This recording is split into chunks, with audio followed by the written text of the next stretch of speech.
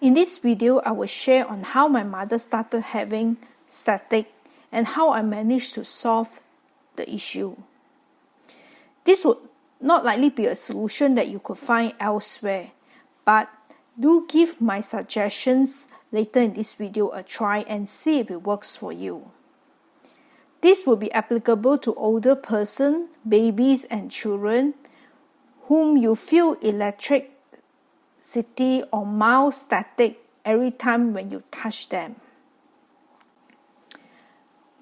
Now what have happened was that in the last few months, I started getting mild electricity shocks whenever I touched my mother as I was attending to her. At first, the static started on and off, but it became more frequent with increasing intensity. At first, I had put it down to the dry, cold weather because it was the end of the year in Thailand and they have this cold and dry weather, so-called winter version. And I thought that could have caused a lot of static. So I have tried all sorts of things that are suggested via internet searches, such as placing a bowl of water to humidify the air, changing the materials she's using, avoid having the light near her on her face or her body, but instead turn on another more distant light, etc. Whatever I could think of, I tried. But nothing worked. Static was building up in the surface of her skin, socks and blankets. Sometimes I've got a mild electricity shock even when I touch her hospital bed. And the shock seems to be happening more frequently and in higher voltages.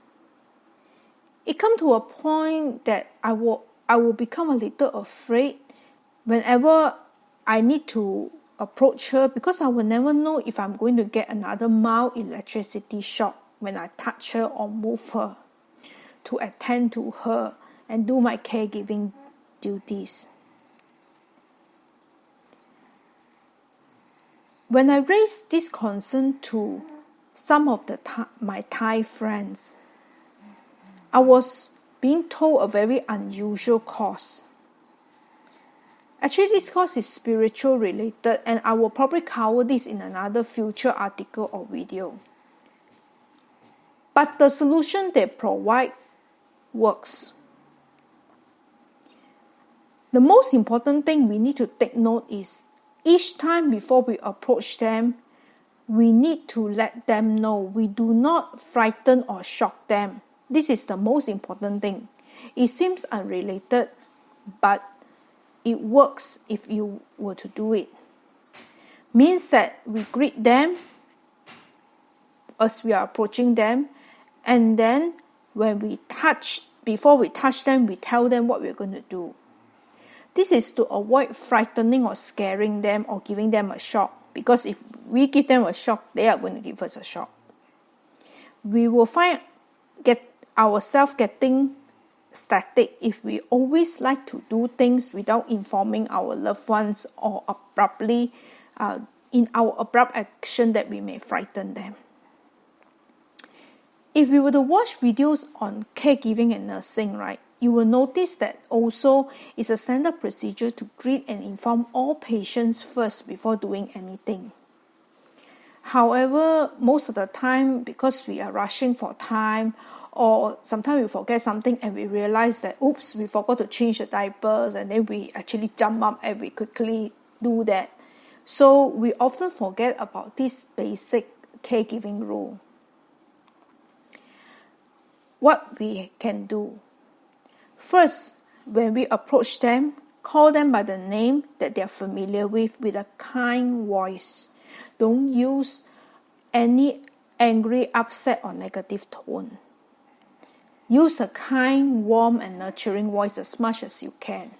If you are tired or exhausted, then at least in a nice, try to maintain your voice in a more neutral tone. Don't ever have any negative tone in it, so that it makes them comfortable. before touching them, let them know gently what we want to do. If we do not wish to have another unpleasant surprise or an electricity shock, then always be conscious before touching them. For example, let them know that what you're going to do. For example, Ma, that's what I say. Actually, I call her by another name, but I will use this. I say, Ma, I'm going to apply some moisturizer for you, or wipe your face, yeah? So I will repeat this about 2 times. Because if it looks as though they did not hear you, you repeat it again. That's the second step. The third one is every time before you first touch them, you put your hand gently. Don't just abruptly touch like that, touch the body. Don't do it suddenly. Slowly put your hand down to touch them. And then while you're doing, let's say you're applying the moisturizer, after you complete, then you want to move on from the hands to the feet. Let them know first before you're touching another part of their body and you're doing caregiving for another part. So for example, if you already applied cream on their hands and now you need to put on socks for them, let them know before you move to their feet. For example, you say that, Ma, now we have applied cream on your hands and arms, so I'm going to help you to put on some socks on your feet, okay? It will help to keep you warm. So when you keep doing this, right, it will become a habit, and also it makes us feel better. It also makes the other person feel better. It can also calm us down, because as caregiver, we really, really need to find a way to calm our mind down. So the static shocks may be a good thing anyway, to help to train our mind to calm down. This solution has worked for me. Nothing else has worked. This solution has worked. That's why I really, really urge you to try it. Now I no longer get any static shocks. If I were to let her know, and then I let her know, I greet her, I let her know what I'm going to do, and then I gently touch her, not in an abrupt way. After doing this, I'm okay, I'm comfortable.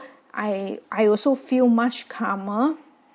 And then I will make sure that when I always will greet her and let her know what I'm going to do. So I realize that now the cause is not with the cloth, the blankets that she's using, the dry air, or any electrical appliances or currents that have been flowing. Give it a try and see for yourself. It is simple, it's also basic courtesy, and it does not cost us anything. One question you may have is, does this work for unconscious or comatose patients? Now, a friend of my mom, who is a retired nurse who cares for bedridden patients, told me that it is part of their nursing protocol to greet and tell patients what they are going to do. This includes for unresponsive, unconscious, or comatose patients as well. She said that these unconscious patients, in part of their nursing training, they are trained to consider them as a living human being and not as something that is inanimate object. So they are also treated with the same, they were told to treat them with the same basic courtesy that we will extend to any other patients. A final note is I would like to add that 22 years ago, my dad actually got a stroke. It was his second stroke, and then he went into a coma before passing away. I have reasons to believe that even though he was in a comatose state, he could hear what transpired. It is just that his brain was not able to command his body to move or respond accordingly, but his consciousness is very well aware of what is happening. So you have the unfortunate circumstance that you have somebody who have a coma, please do not have any arguments or any dispute or say any negative things when you're around them, because they can really hear you. Okay, that's all from me for now. Take care.